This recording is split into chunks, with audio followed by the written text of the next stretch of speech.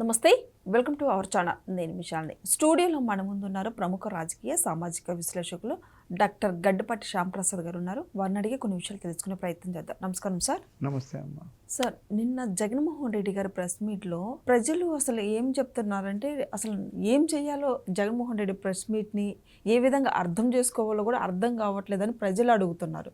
ఇది ఒక క్వశ్చన్ మార్క్గా ప్రజలు అడుగుతున్న సమాధానం నేను మిమ్మల్ని అడుగుతున్నా సార్. అసలు నిజంగా జగన్మోహన్ రెడ్డి గారు ఇలానే ప్రెస్ మీట్లు పెట్టుకుంటూ పోతుంటే అటు అసెంబ్లీకి వెళ్లకుండా నెక్స్ట్ 2029లో వస్తానంటున్నాడు. అసలు ఆ పార్టీ పరిస్థితి ఏంటి సార్? అసలు ఏమంటారు దీని గురించి మీరు? చాలా మంచి క్వశ్చన్ అమ్మా. వైఎస్ఆర్సీపీ పార్టీ పరిస్థితి నాయకుడు ప్రెస్ మీట్లతోనే తేలిపోయింది. నాయకుడు ప్రెస్ మీట్లో ఒక స్థిరమైన అభిప్రాయం లేకుండా నిమిషానికి ఒక రకంగా మాట మారుస్తా, పార్టీ నాయకులు ఒక మాట, పార్టీ అధ్యక్షుడు ఒక మాట. ఏ విషయంలో? అమరావతి విషయంలో. అమరావతి చట్టబద్ధత తీర్మానం ప్రవేశపెడుతుంటే అసెంబ్లీకి రానితనం అంటే ప్రజల బాధ్యత లేదా వీళ్ళకి?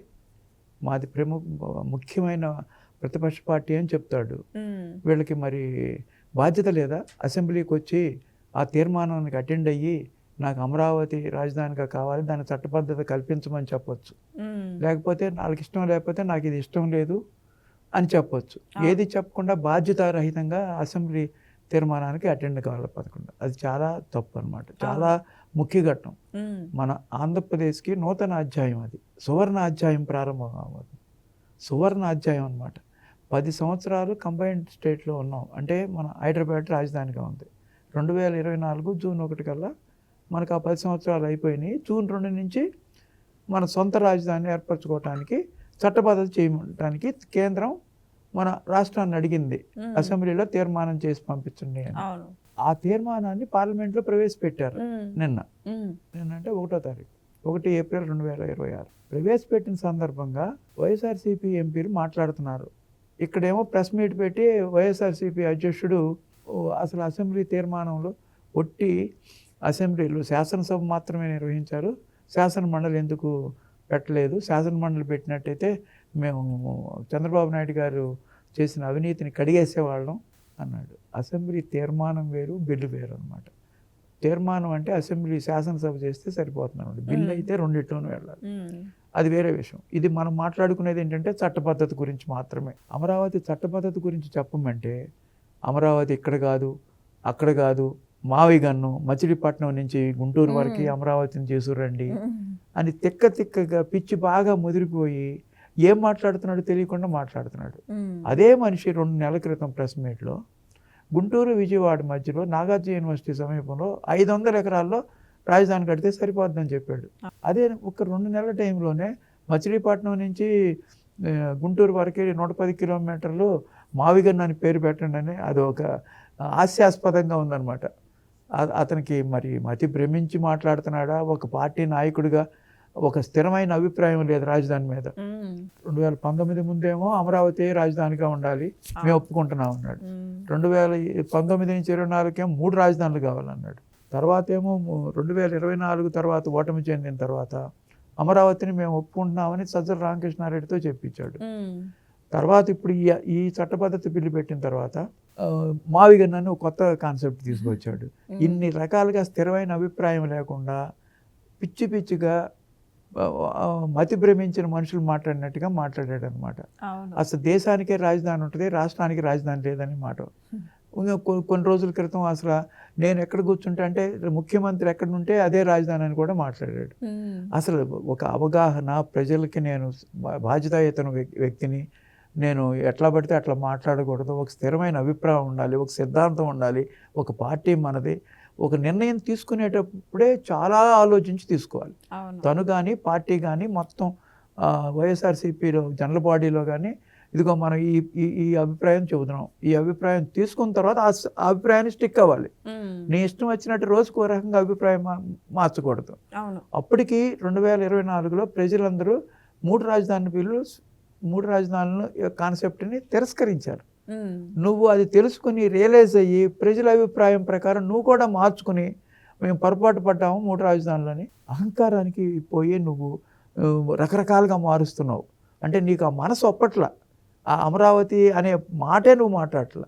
అది దేవతల రాజధాని అనే చెప్పడానికి నీకు ఇష్టం లేదు, అమరావతి అనే పదం నీకు ఇష్టం లేదు, అవును. అందుకనే మావి గన్ అని మారుస్తావు. మావిగన్ను. గన్ అని తర్వాత ఇంకో పేరు పెట్టమంటావు.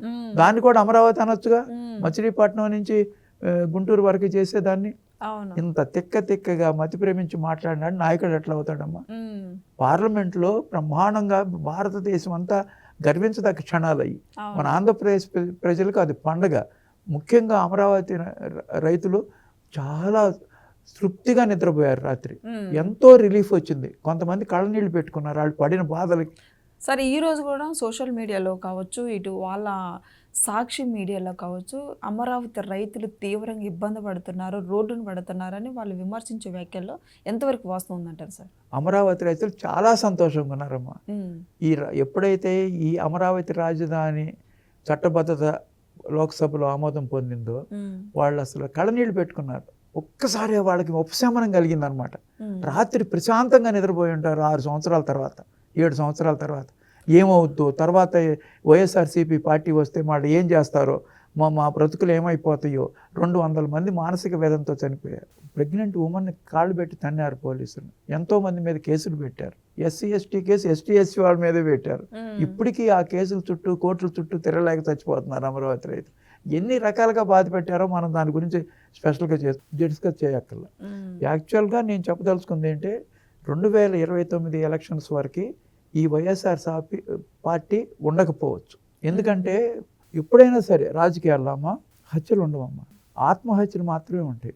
పూర్తిగా ఈయన సూసైడ్ చేసుకున్నాడు నిన్న ప్రెస్ మీట్తో. అసలు ఒక గందరగోళ పరిస్థితి క్రియేట్ చేశారు.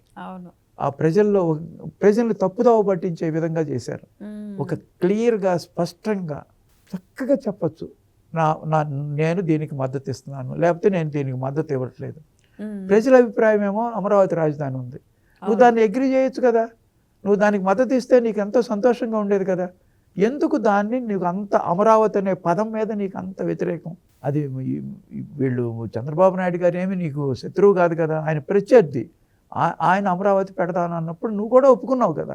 అమరావతి మీద మాట్లాడిన తర్వాత నాకు వ్యతిరేకం ఏం లేదు అని అంటాడు. మళ్ళీ వ్యతిరేకత లేకపోతే ఇప్పుడు మాట్లాడిన ప్రెస్ మీట్ అంతా ఏంటమ్మా? మావిగాని అంటే ఏంటి ప్రెస్ మీట్? అది అమరావతికి వ్యతిరేకమనే కదా. అమరావతి అనే పదం ఎక్కడ వాళ్ళ ఆయన కాగా 2 లక్షల కోట్లు ధనం అంతా తీసుకెళ్ళి అమరావతిలో పెడుతున్నారు, పథకాలకి డబ్బులు ఎక్కడ ఉన్నాయి అంటున్నాడు అనమాట. పథకాలకి డబ్బులు, ప్రజల డబ్బులు, బడ్జెట్ డబ్బులు ఎప్పుడు ఎక్కడ క్యాపిటల్కి వాడలేదన్నమాట. ఇది ఒక ఆస్పెక్ట్. ఆ జగన్మోహన్ రెడ్డి పార్టీ ఆయన అధ్యక్షుడిగా ఉన్నంతకాలం ఎవరన్నా మంచి అధ్యక్షుడు వచ్చి ఆ పార్టీకి చక్కగా ఒక పాజిటివ్ వేలో కన్స్ట్రక్టివ్ క్రిటిసిజం చేయొచ్చు ప్రభుత్వం మీద. ఇదిగో మీరు ఇక్కడ తప్పులు చేస్తున్నారు, మీరు ఇక్కడ తప్పులు చేస్తున్నారు. బేసిక్ ఫండమెంటల్స్లో నువ్వు తప్పు చేస్తున్నావు, నీకు అక్కసు వెలగక్కుతున్నావు. అందరూ నిన్ను జోకర్ లాగా ఫీల్ అవుతున్నారు. కొంతమంది మెంటల్ వచ్చిందా అంటున్నారు. నేనైతే నీకు మతి ప్రేమించింది అనుకుంటున్నా, పిచ్చి బాగా ముదిరింది అనుకుంటున్నా. ఎందుకంటే నువ్వు మాట్లాడిన ప్రెస్ మీట్ మొత్తం చూస్తుంటే మీ పార్టీ వాళ్ళకే మైండ్ పోయింది. ఇది ఒక్కటిసారి నీ పార్టీ పతనం అవటానికి, నువ్వు పతనం అంచునున్నావు. ఒకటే కాదు, అసలు నువ్వు గత 5 సంవత్సరాలు ముఖ్యమంత్రిగా పనిచేసావు. ఈ విభజన చట్టం సవరణ బిల్లు నిన్న సక్సెస్ అయిన సందర్భంగా ప్రజలందరూ ఎంతో ఆనందంగా పండుగ చేసుకుంటుంటే నీకు అంత బాధగా ఉంది. కాబట్టి ప్రజలు ఎటువైపు ఉంటే ప్రజల పక్షాన ఉండాలి. ఇది ప్రజాస్వామ్యం. ప్రజలు ఏది కోరుకుంటే అది చేయాలి. నీకు ఇక్కడ మైనస్ పాయింట్లు పడిపోయినాయి. ఇదిగాక నువ్వు 5 సంవత్సరాల్లో ఆంధ్రప్రదేశ్లో రాష్ట్రాన్ని సర్వనాశనం చేసి అభివృద్ధి అనేది లేకుండా చేసావు. ఇప్పుడు కూటమి ప్రభుత్వం వచ్చి 20 నెలల నుంచి ఎంతో శ్రమించి 20 లక్షల కోట్లు పెట్టుబడులు తీసుకొచ్చారు. ఇప్పుడు కూడా కాదు, 2014-19 మధ్యలో కూడా మంచి డెవలప్మెంట్ చేసుకుంటూ వచ్చారు. అప్పుడు చాలా మేజర్ ప్రాజెక్టు కియా మోటార్స్ తీసుకొచ్చారు. కియా మోటార్స్ తెలుగుదేశం గవర్నమెంట్ తీసుకొస్తే అది నేను తీసుకొచ్చిందంటావు. మా నాన్నగారు ఎప్పుడో దానికి లెటర్ రాశారు, దాని బాధ్యత నాదంటాడు. కియా మోటార్స్ వాడిని బెదిరిస్తే కియా మోటార్స్ యాన్సరీ యూనిట్స్ అని పక్క రాష్ట్రానికి వెళ్ళిపోయింది. నువ్వు తెలుగుదేశం గవర్నమెంట్ చేసింది అప్రిషియేట్ చేయి. సో దానికి యాన్సరీ యూనిట్స్ నేను తీసుకొచ్చానని చెప్పు. వాళ్ళు యాన్సరీ యూనిట్స్ ఎంకరేజ్ చేస్తే యాన్సరీ యూనిట్స్ అన్నీ అక్కడే వచ్చాయి. అమర్ రాజా బ్యాటరీ ఇండియాలో చాలా గొప్ప కంపెనీ. ఆ కంపెనీ ఎక్స్పాన్షన్ 10,000 crores వెళ్ళింది. ఆ 10,000 crores ఎక్స్పాన్షన్తో కంపెనీ పెడదాం అనుకుంటే వాళ్ళని బెదిరిస్తే ఆయన సాక్షాత్ ఎంపీ గల్లా జయదేవ్ గారు నీ హెరాస్మెంట్ తట్టుకోలేక తెలంగాణకి వెళ్ళిపోయారు. కియా మోటార్స్ యాన్సరీస్ వెళ్ళిపోయినాయి. ఇవాళ గూగుల్ డేటా సెంటర్ తీసుకొచ్చితే కొన్ని రోజులేమో డేటా సెంటర్లు అసలు ఎందుకు పనికిరావు, అది పర్యావరణ పరిరక్షణకి కుదరవు, తర్వాత దాంట్లో ఒక డబ్బా, అది ఒక షెడ్డు, దాంట్లో ఎంప్లాయ్మెంట్ లేదు, అది ఇదని మాట్లాడారు మీ పార్టీ వాళ్ళు. నువ్వు వచ్చి తర్వాత ఏమో అది నేనే తీసుకొచ్చాను అని చెప్తావు. ప్రతిదీ ఏ కంపెనీ తీసుకొచ్చినా సరే, కన్స్ట్రక్టివ్గా తీసుకొచ్చినా సరే, నువ్వు గత 5 సంవత్సరాలు ఎందుకు తీసుకురాలయ్యి? అసలు ఇన్వెస్టర్స్ గత 5 సంవత్సరాలు ఎందుకు రాలి ఆంధ్రప్రదేశ్? ఇప్పుడు సడన్గా 20 లక్షల కోట్ల ఇన్వెస్ట్మెంట్స్ అన్ని కంపెనీలు తండోపతండాలుగా ఎందుకు ఒక ప్రవాహం లాగా వస్తున్నాయి ఆంధ్రప్రదేశ్కి? నీ నాయకత్వం మీద నమ్మకం లేక 5 సంవత్సరాలు రాల, నువ్వు కంపెనీ వాళ్ళకి అరాజ్ చేస్తామని. ఇప్పుడు చంద్రబాబు నాయుడు గారి విజన్ను, ఆయన మీద ఆయనకున్న సమర్థతను చూసి అన్ని కంపెనీలు వస్తున్నాయి. Google data centre artificial intelligence ఇండియాకు వచ్చిన highest FDI investment, foreign direct investment 1,30,000 కోట్లు తీసుకొస్తే అది నేను తీసుకొచ్చానంటావు. అట్లా మొన్న ArcelorMittal తీసుకొచ్చి మొన్న ఫౌండేషన్ స్టోన్ వేశారు. ArcelorMittal కూడా నేనే తీసుకొచ్చానంటావు. అసలు ఏది చూసినా అన్నీ నేనే చేశానంటావు. ఈ ప్రజలందరూ గమనిస్తున్నారు ఎవరు ఏది చేశారనేది. 2014-19 మధ్యలో డెవలప్మెంట్ తెలుగుదేశం చేస్తే నేను చేశాను. ఇప్పుడు ఈ డెవలప్మెంట్ చేస్తుంటే హ్యూజ్ ప్రాజెక్ట్ అది గూగుల్ డేటా సెంటర్. అది ప్రజలు పిచ్చాళ్ళు, అందరూ గమనిస్తున్నారు ఎవరు ఏం తీసుకొచ్చారనేది. తర్వాత ArcelorMittal తీసుకొస్తే అది నేను తీసుకొచ్చాను అంటున్నావు. అసలు అర్థం ఉంది. ఒకరోజు ఏమో ArcelorMittal ఇక్కడికి ఎందుకు వస్తుంది, ఆ వరుస వెళ్ళిపోతుంది, అక్కడికి వాళ్ళు ఏమైనా పిచ్చాళ్ళు ఇక్కడ పెట్టుకోవడానికి ఒకరోజు మాట్లాడు, ఇంకో రోజు నేను రమ్మంటే అన్ని కూర్చాను, రమ్మంటే వచ్చారంటారు. ఇన్ని రకాలుగా ఒక నాయకుడు ఒక స్థిరమైన ఒపీనియన్ లేకుండా ఎవరో చేసిన ప్రాజెక్ట్స్ని నేను చేశానని చెప్పుకోవటం అనేది సిగ్గుచేటు అనమాట. నెక్స్ట్ మళ్ళీ 2029లో నేనే వస్తాను అంటున్నారు.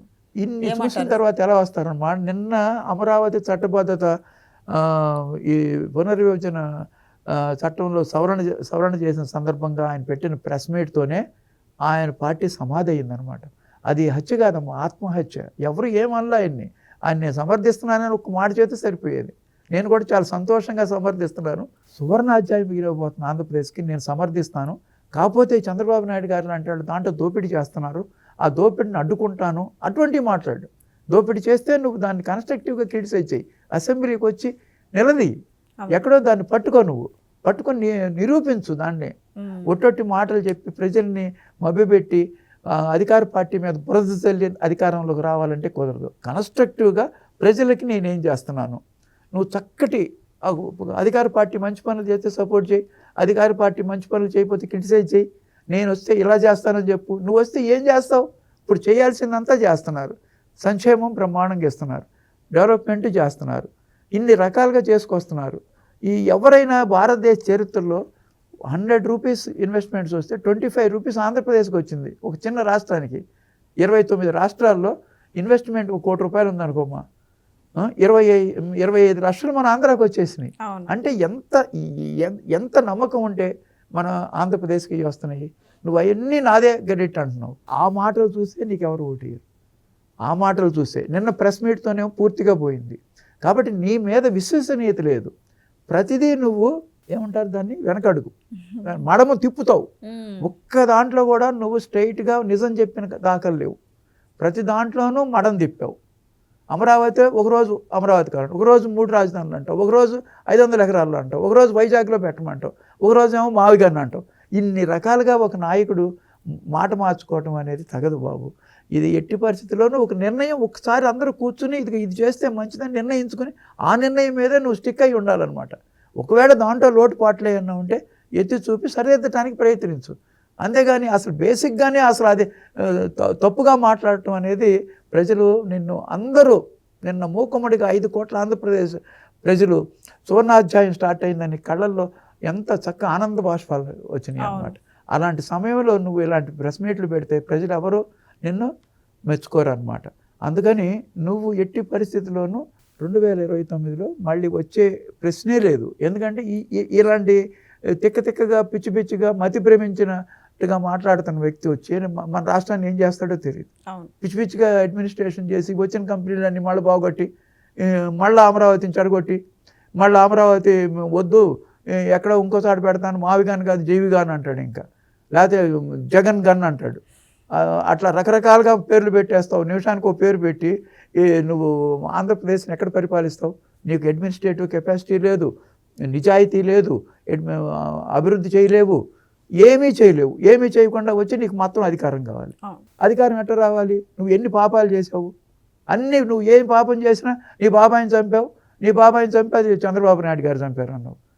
లడ్డు తీసుకొచ్చి, లడ్డూలు అసలు నెయ్యితో తయారు చేయరా బాబు, లడ్డు అంటే నెయ్యి లేకుండా ఏదో వేరే కెమికల్ పెట్టి లడ్డు తయారు చేసావు. ఏది చూసినా పాపమే. ఒక్క మంచి పని అన్నా చెప్పుకోవటానికి ఏదీ లేదు. నేను ఎన్నోసార్లు ప్రయత్నించా, ఈయన చేసిన మంచి పని ఏదన్నా ఉందంటే. నేను ఈ మధ్య వైజాగ్ వెళ్ళినప్పుడు అక్కడ వెంకటేశ్వర స్వామి గుడి రుషికొండలో కట్టి ఉందన్నమాట. అది ఒక్క మంచి పని, బాగుంది, చక్కగా టెంపుల్. జగన్మోహన్ రెడ్డి టైంలో టీటీడీ వాళ్ళు కట్టారు. అది ఒకటి మనం ఎప్రిషియేట్ తగ్గుతాం. అలా కాకుండా అంబేద్కర్ స్టాట్యూ ఒకటి విజయవాడలో పెట్టాడు. అది కూడా మంగళగిరి అమరావతిలో పెట్టాల్సింది తీసుకొచ్చి విజయవాడ నడిబొడ్డులో పెట్టాడు. అది అమరావతిలో ప్లాన్ చేశారు యాక్చువల్గా. అసలు అతను మెచ్చుకోవాలంటే ఏదన్నా మంచి పని చేశాడా అంటే ఒక్క పని కూడా కనపడలేదు అనమాట. అటువంటిప్పుడు ఆ పార్టీ ఎందుకు ఉంటుందమ్మా? పార్టీలో ఉన్న పార్టీని అభిమానించే వాళ్ళే ఈయన చేసే చేష్టలని చూసి ఒక్కొక్కళ్ళు వెళ్ళిపోతున్నారు. కాబట్టి ఈ అవకాశాలు చాలా సన్నగిలిని, ఆయనకు వచ్చే అవకాశాలన్నీ. కాబట్టి ఏదైనా కూటమికి ఆల్టర్నేట్గా ఏదైనా కొత్త పార్టీ వస్తే ఆంధ్రప్రదేశ్కి కన్స్ట్రక్టివ్గా మంచి అపోజిషన్ రావాలని నేను కోరుకుంటున్నాను. ఒకే పార్టీ కూడా ఏకపక్షం కూడా ఉండకూడదు అనమాట. మంచి ప్రతిపక్ష పార్టీ ఏదైనా వస్తే ఆంధ్రప్రదేశ్ 3 పువ్వులు 6 కాయలుగా ఉంటుంది అనమాట. Thank you sir. నమస్తే.